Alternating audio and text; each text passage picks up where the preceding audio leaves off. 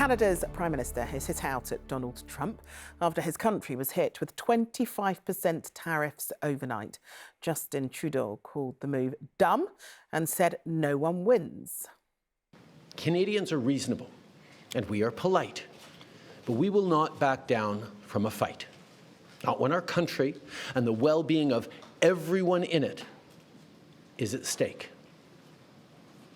At the moment, the U.S. tariffs came into effect in the early hours of this morning, and so did the Canadian response. Canada will be implementing 25% tariffs against $155 billion worth of American goods. Now, just like I did a month ago, I want to speak first directly to the American people. We don't want this. We want to work with you as a friend and ally. And we don't want to see you hurt either. But your government has chosen to do this to you.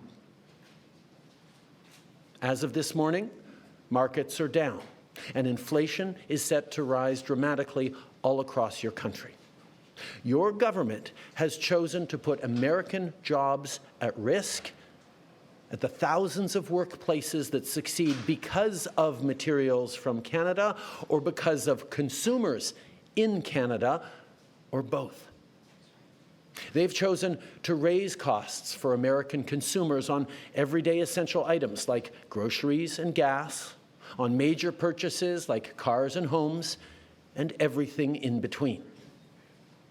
They've chosen to harm American national security, impeding access to the abundant critical minerals, energy, building materials, and fertilizers that we have and that the United States needs to grow and prosper.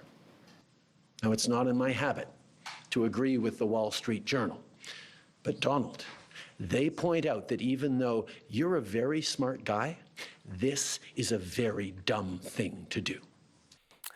Justin Trudeau not mincing his words there. Well, let's talk to our economics editor, Joel Hills, who's over at the Bank of England for us tonight. So, Joel, what does this mean for the world, but also more specifically, what does it mean for the UK?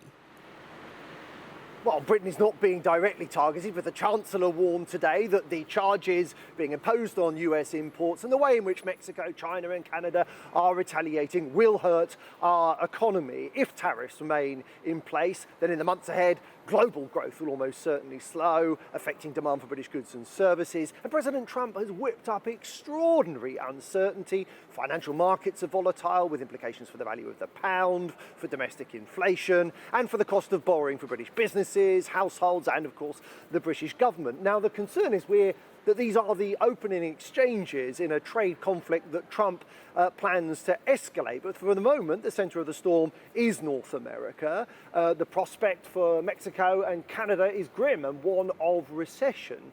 But Canada's Prime Minister making it clear, he says that tariffs will hurt American families too. Interesting that two US retailers, Best Buy, the equivalent of Currys, and Target, the equivalent of Tesco, spoke of price rises today. Share prices in a series of US banks fell sharply, never a sign that markets think something wonderful is about to happen. But amid all the havoc, an unanswered question: is Trump bluffing? Is this the start of a determined effort to completely reshape world trade, or is he using tariffs as a shock to extract political concessions from other countries? We're about to find out, I suppose.